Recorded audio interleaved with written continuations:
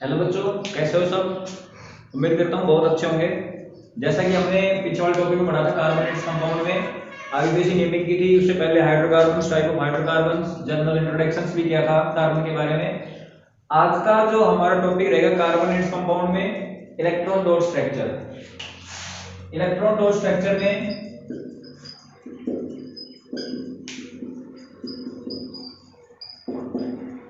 एक क्वेश्चन की एक्सरसाइज का कि H2O यानी वाटर की इलेक्ट्रॉन डॉट स्ट्रक्चर बना करके दिखानी है, शो करनी है। तो मैं वाटर के लिए बना देता हूं पहले और H2O के लिए जो इलेक्ट्रॉन डॉट स्ट्रक्चर होगी क्या होगी, जैसे मान लो यहाँ पे हमें दो चीजों का यूज करना होगा, एक डॉट और एक क्रॉस। डॉट का यूज करेंगे हम ऑक्सीजन को रिप्रेजेंट करने के लिए, ऑक्सीजन जो इलेक्ट्रॉन होंगे वो, और क्रॉस का जो यूज करेंगे वो हम हाइड्रोजन के लिए करेंगे, फॉर हाइड्रोजन। तो इलेक्ट्रॉन डॉट स्ट्रक्चर जो यहाँ पे पड़ेगी H2O की यानी वाटर की, वो किस प्रकार से बनेगी। जैसे देखो ऑक्सीजन के जो इलेक्ट्रॉन होते हैं वो 6 होते हैं, एटॉमिक मास एटॉमिक नंबर 6 होता है। दो डॉट ऊपर लगा दिए, दो नीचे लगा दिए और एक एक साइड में। और हाइड्रोजन जो होता है आपका, एक हाइड्रोजन इस साइड में लगा दिया और एक हाइड्रोजन इस साइड में लगा दिया। हाइड्रोजन वैसे ही मोनोएटॉमिक होता है यानी एक इलेक्ट्रॉन होता है इसमें, तो एक इलेक्ट्रॉन क्रॉस के द्वारा यहाँ पे कर दिया शो और एक क्रॉस के द्वारा यहाँ पे शो कर दिया। अब हाइड्रोजन का जो डुप्लेट है वो कंपलसरी होना जरूरी है। तो डुप्लेट का मतलब क्रॉस भी और डॉट भी। इसी प्रकार यहाँ पे क्रॉस भी और डॉट भी। ये आपकी वाटर के लिए इलेक्ट्रॉन डॉट स्ट्रक्चर होगी। एक और एग्जांपल ले लेते हैं इथेन के लिए। इथेन के लिए जो इलेक्ट्रॉन डॉट स्ट्रक्चर होगी इस प्रकार की होगी।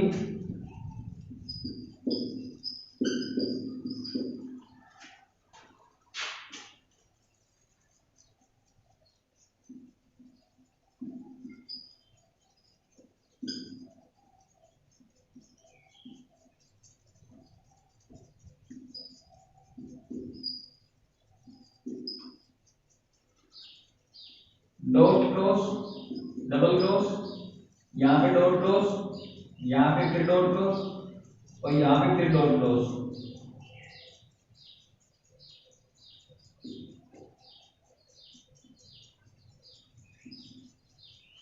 अब जहां पे डॉट और क्रॉस है इसका मतलब हाइड्रोजन का डुप्लेट पहले से ऑलरेडी कंप्लीट है, उनको हम सर्किल कर देंगे।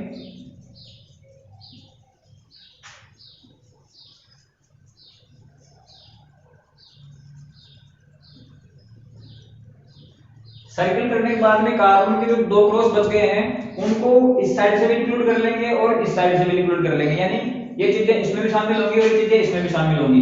तो पहला जो सर्किल पड़ेगा उसमें डॉट और क्रॉस दोनों चीजें होनी जरूरी है और ये डबल क्रॉस भी।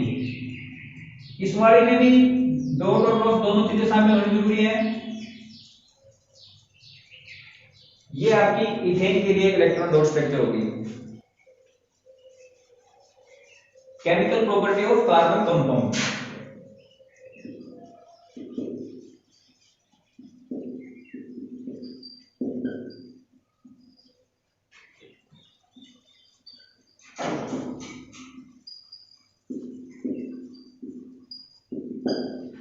Chemical property of carbon compound के अंदर हमें 4 रिएक्शंस पढ़नी होगी। उसमें कौन कौन सी है, एक तो सबसे पहले है टाइप की कंबशन रिएक्शन।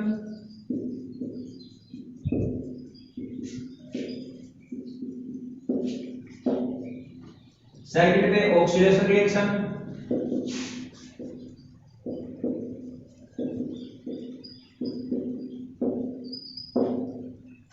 थर्ड वाली जो रिएक्शन होगी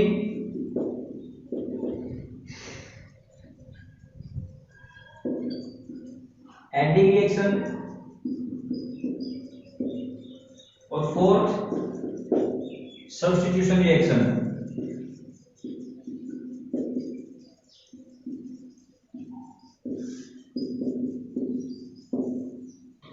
ये 4 प्रकार की जो रिएक्शन होगी हमें इसके अंदर पढ़नी है। Combustion reaction, oxidation reaction, adding reaction, substitution reaction. Combustion का मतलब जैसे आपको पता है बर्निंग, यानी किसी ना किसी चीज की बर्निंग होगी, जलना होगा यहाँ पे। ठीक है, रिएक्शन बारी बारी करके दिखाता हूं।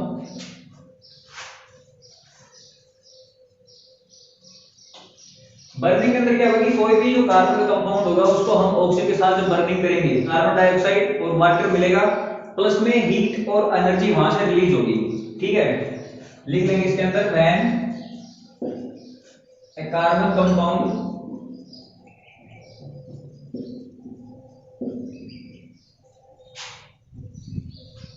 burn in the air, then it produce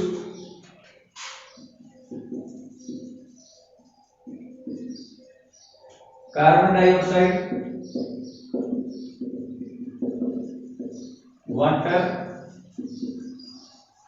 and release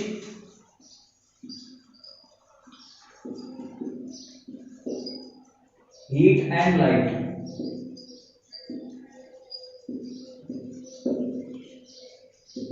ये आपकी कंबशन रिएक्शन होगी। रिएक्शन बना के देखते हैं। जैसे मीथेन ले लिया आपने CH4 और ऑक्सीजन की प्रेजेंस के अंदर जब जलेगा तो यहाँ से CH4 और ऑक्सीजन जब रिएक्शन होंगी आपस में, तो कार्बन डाइऑक्साइड के साथ साथ वाटर भी आपका बाहर निकलेगा, CO2 प्लस में H2O, और इसके साथ में हीट और लाइट भी निकलेगी बाहर, हीट प्लस में लाइट। ये आपकी कंबशन रिएक्शन होगी। अब कंबशन रिएक्शंस का जो यूजेज होते हैं वो कहाँ होते हैं, जैसे मान लो कोई सैचुरेटेड कार्बन है, हाइड्रोकार्बन है, सैचुरेटेड हाइड्रोकार्बन जब इनके साथ रिएक्शन करेंगे तो वहां से हमें क्या क्या फॉर्मेशन होगी। एक तो सैचुरेटेड जो हाइड्रोकार्बन होंगे जब जलेंगे तो ब्लू फ्लेम के साथ वहां से जलती हुई दिखाई देगी आपको। जैसे मान लो घर के अंदर गैस स्टोव जला रखा है हमने, तो वहां जो गैस की जो लाइट होती है वो ऊपर से देखना बिल्कुल ब्लू कलर की होती है। इसका मतलब ये है कि वो जो लाइट है वो सैचुरेटेड है, यानी कि किसी भी प्रकार का पोल्यूशन नहीं हो रहा है उससे। अब जैसे मान लो थोड़े दिनों बाद में गैस का सिलेंडर है वो खाली होने वाला है, तो जो लाइट होगी आपकी, जो वहां से फ्लेम निकल रही है वो थोड़ी येलो कलर की हो जाएगी। येलो कलर का मींस अनसैचुरेटेड जो कार्बन कंपाउंड है वो बर्न होना शुरू हो गए हैं, जलना शुरू हो गए हैं, और आपका जो बर्तन है जो आपने गैस स्टोव के ऊपर रख रखा है वो भी थोड़ा थोड़ा ब्लैक होना स्टार्ट हो जाएगा, नीचे से ब्लैक होना स्टार्ट हो गया। इसका मतलब ये है कि अनबर्न जो कार्बन कंपाउंड हैं वो जलना स्टार्ट हो गए हैं, जिनको हम अनसैचुरेटेड कंपाउंड बोलते हैं। ठीक है, तो जो सैचुरेटेड कार्बन कंपाउंड जब जलेंगे, लिख लेंगे इसके अंदर, when saturated carbon compound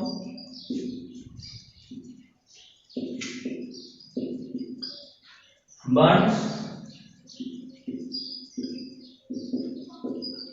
they flame या they produce blue flame।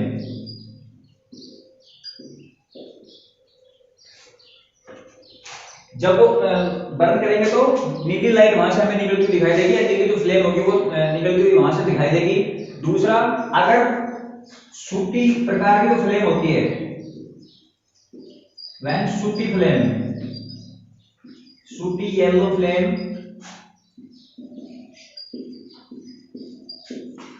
is out, it means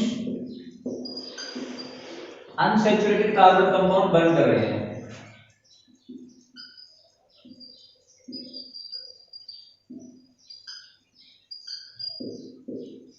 unsaturated carbon compound are burn.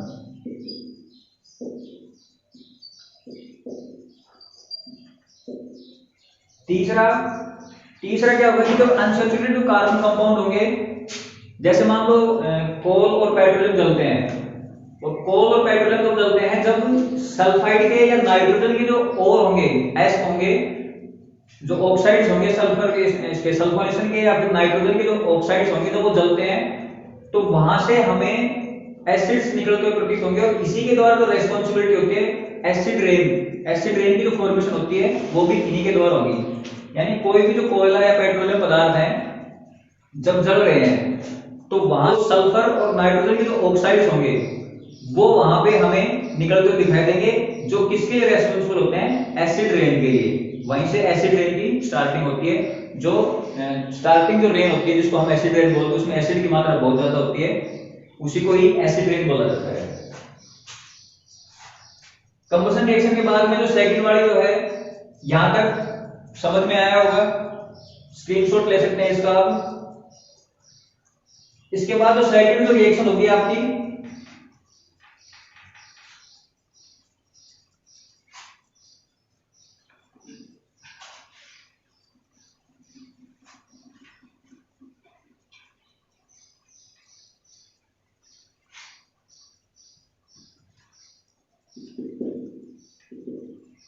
Oxidation reaction.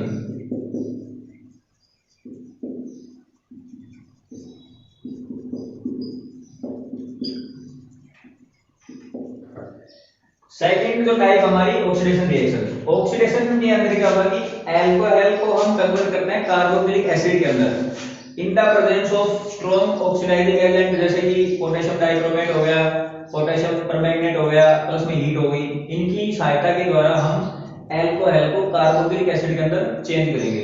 ठीक है, लिख लेंगे पहले इसके बारे में। Alcohol is converted into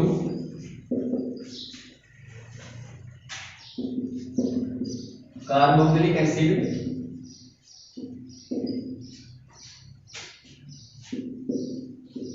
in the presence of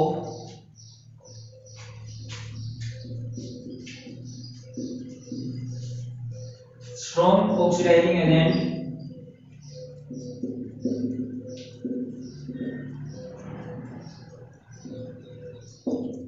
और वो स्ट्रॉन्ग ऑक्सीडाइजिंग एजेंट कौन सा होगा, या तो पोटेशियम परमैंगनेट होगा या पोटेशियम डाइक्रोमेट।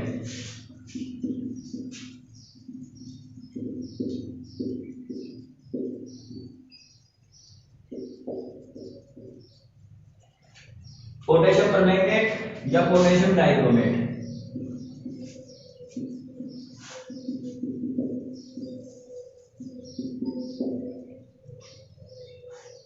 एग्जांपल के लिए जैसे मान लो कोई रिएक्शन बना के देखते हैं, अल्कोहल लेंगे CH3CH2OH,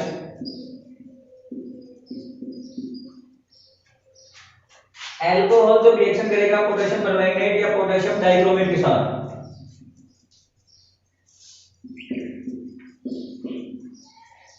एल्कलाइन हो गई,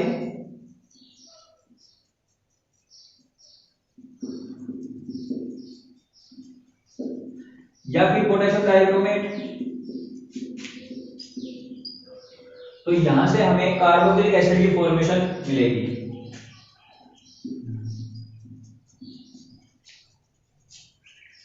अल्कोहल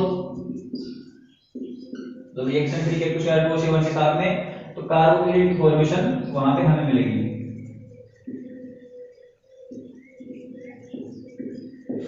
ये वाली रिएक्शन होगी आपकी ऑक्सीडेशन रिएक्शन होगी।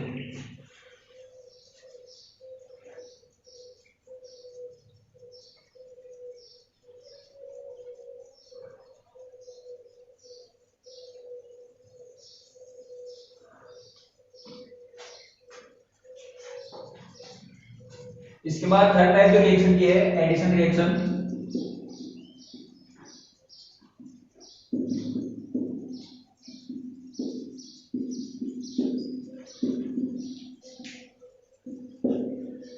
एडिशन रिएक्शन के अंदर क्या होगा, जब hydrogen is attached to unsaturated carbon atom या hydrocarbons in the presence of palladium या निकल एज ए कैटलिस्ट। जब हाइड्रोजन को हम अटैच करेंगे, when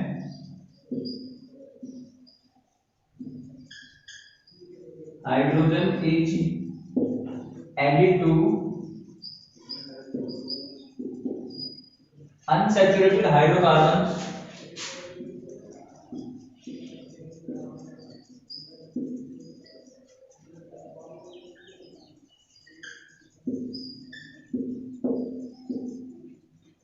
in the presence of catalyst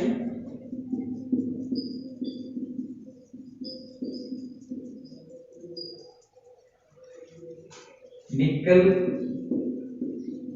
या पैलेडियम एज ए कैटलिस्ट।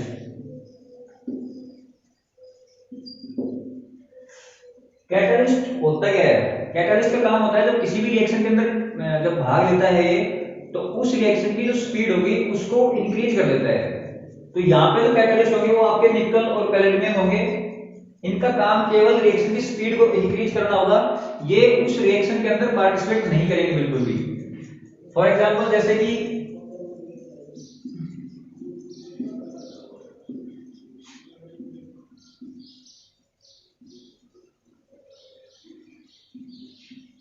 ये वाली रिएक्शन मान लो हमें बनानी है, और निकल और प्लेटिनम को हमने यहाँ पे रख दिया है कैटालिस्ट, प्लस में हाइड्रोजन यहाँ रिएक्शन के साथ पार्टिसिपेट कर रहा है। तो जो फॉर्मेशन होगी वो यहाँ पे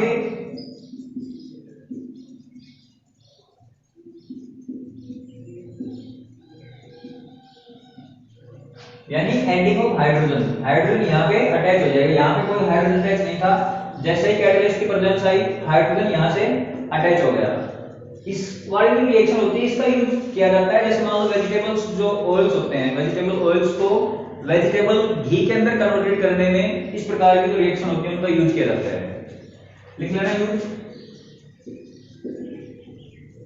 vegetable oils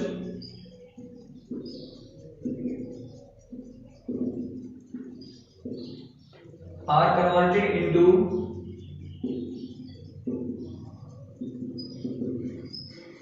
vegetable ghee।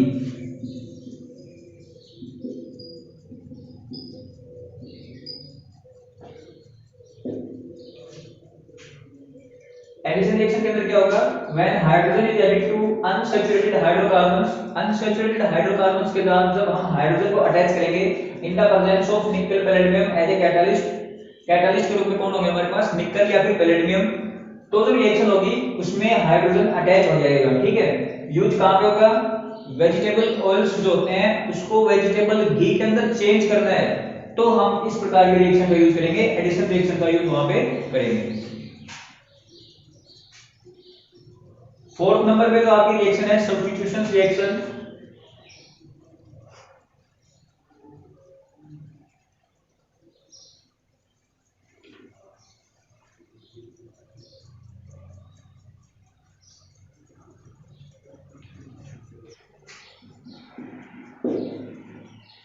Fourth number पे substitution reaction.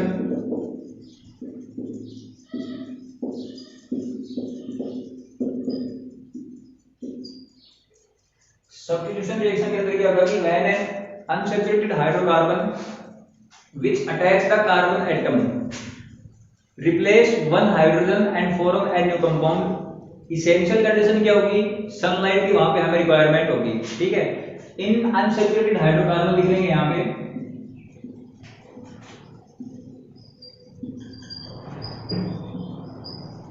in unsaturated hydrocarbon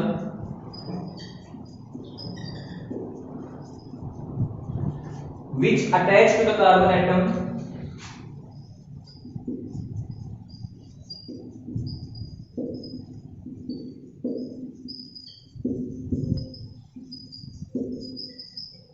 is replaced by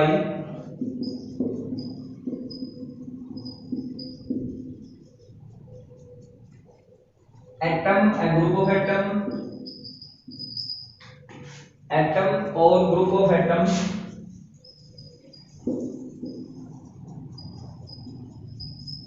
in the presence of sunlight।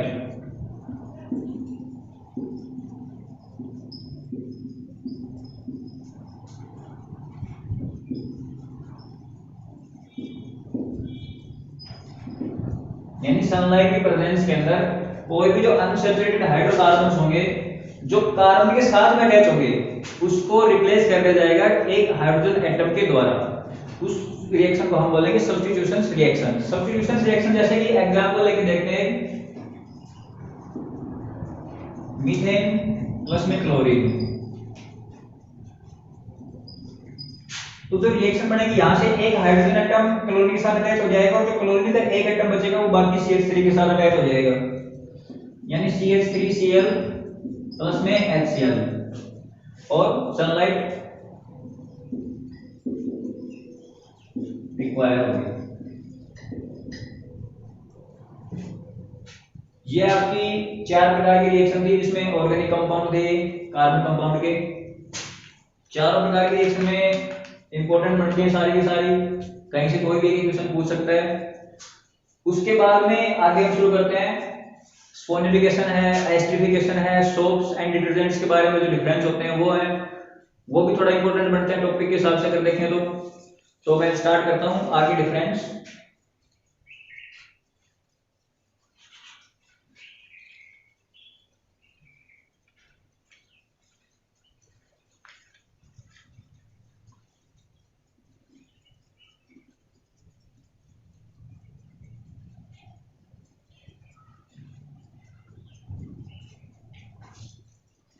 Esterification देखो आगे,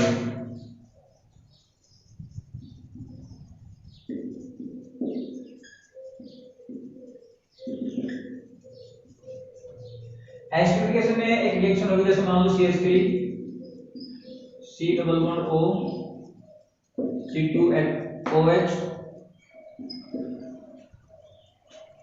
प्लस में C2H5OH। यहां से जो हाइड्रोजन एटम है वो इसके साथ में अटैच हो जाएगा और H2O यानी पानी जो वाटर वहां से बाहर निकल जाएगा, तो रिएक्शन होगी उसके अंदर। तो ये रिएक्शन बनेगी O C2H5 प्लस में H2O। ये आपकी एस्टरिफिकेशन कहलाएगी।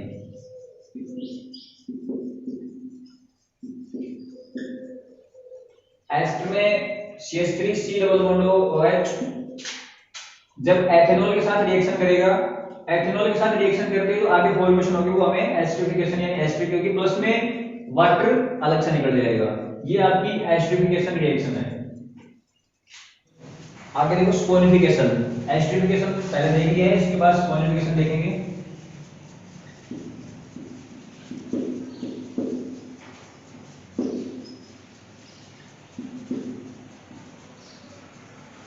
स्पोनिफिकेशन में जो रिएक्शन बनेगी वो किस प्रकार की बनेगी,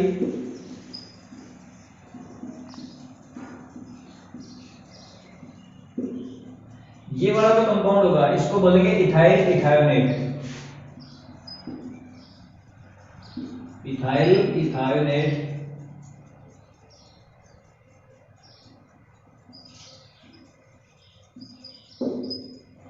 प्लस में सोडियम हाइड्रोक्साइड के साथ जब रिएक्शन होगी तो वहां से सोप फॉर्मेशन होगा।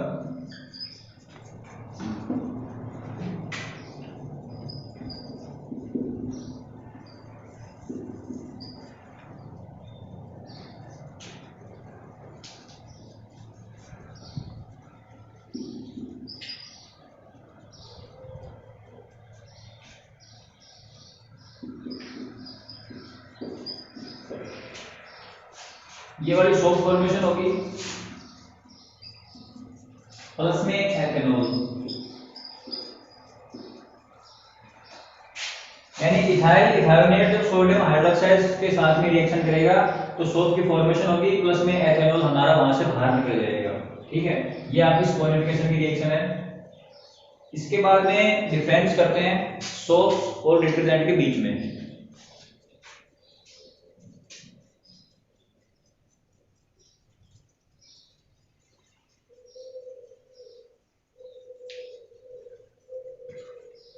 Difference between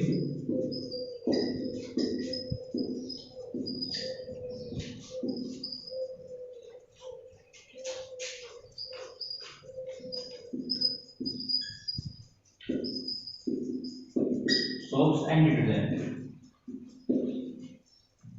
Soap और detergent।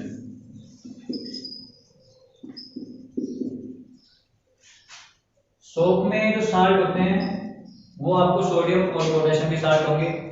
ठीक है, नंबर 1 बात sodium and potassium salt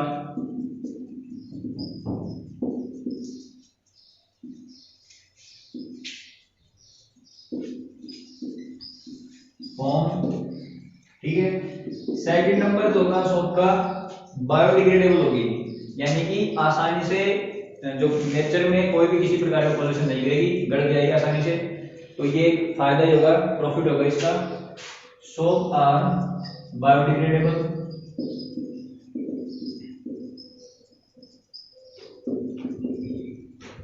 third, इसमें हार्ड वाटर के अंदर बिल्कुल भी ऐड नहीं होगी सोप। जैसे मान लो हार्ड वाटर है जिसमें अगर साबुन को हम घोलना चाहेंगे तो वहां से झाग फॉर्मेशन नहीं होगा बिल्कुल भी, और कपड़े के अंदर जो मैल है वो ऐसे कैसे लगा रह जाएगा। तो सोप जो है वो हार्ड वाटर में काम नहीं करेगी। Does not work in hard water.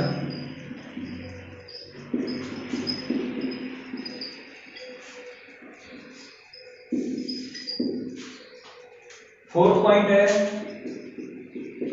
Normal water के अंदर भी बहुत कम समय लेती है, मतलब कि बहुत कम घुलती है, यानी टाइम लेती है पानी के अंदर घुलने में बहुत ज्यादा। Taking time in dissolve in water.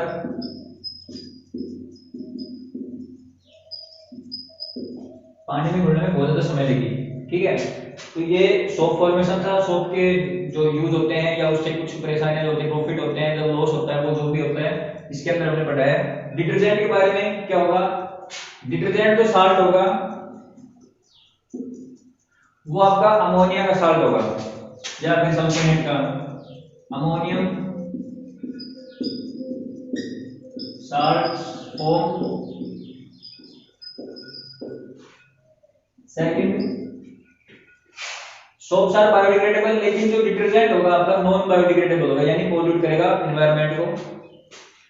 Non biodegradable.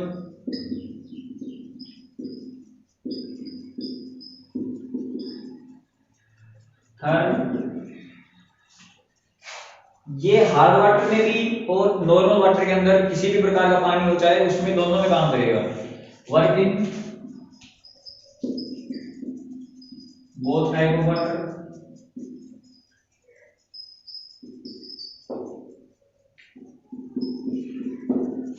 Fourth number पे, पानी के अंदर बहुत जल्दी घुल जाएगा, यानी टाइम लगेगा घुलने में बिल्कुल भी, और जल्दी घुल के कपड़े को तुरंत वॉश कर देगा, साफ कर देगा। No time taken, dissolve in water.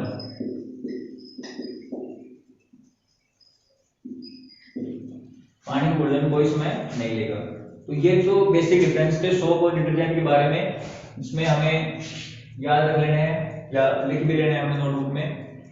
Soap जो होगा सोडियम और पोटेशियम का साल्ट होगा, जबकि डिटर्जेंट आपका अमोनिया का साल्ट होगा, ठीक है। सोप आर बायोडिग्रेडेबल, सोप को आसानी से गल सकती है, मतलब नेचुरल में कोई पॉल्यूशन नहीं फैलाएगी, जबकि जो डिटर्जेंट होगा आपका नॉन बायोडिग्रेडेबल होगा, बिल्कुल भी गलेगा नहीं। Third, does not work in hard water, साबुन जो होगी हार्ड वाटर के अंदर बिल्कुल भी काम नहीं करेगी, जबकि डिटर्जेंट आपका चाहे किसी भी प्रकार का वाटर हो वहीं पे काम करेगा। Taking time in dissolving water, पानी के अंदर मान लो घोलना है इसको तो बहुत ज्यादा समय लगेगी घुलने के अंदर, जबकि डिटर्जेंट आपका जबकि जब पानी के अंदर घुल जाएगा। ये बेसिक डिफरेंस थे सोप और डिटर्जेंट के। आज का हमारा टॉपिक यही खत्म होता है, चैप्टर पूरा कंप्लीट हो चुका है। आगे जो नेक्स्ट वीडियो होगा उसमें हम इससे नेक्स्ट जो 5 चैप्टर होगा हमारा वो लेके आएंगे। आप कमेंट्स करते हैं, कुछ भी डाउट होता है कमेंट्स के अंदर डालें, चैनल को ज्यादा से ज्यादा सब्सक्राइब करें। धन्यवाद।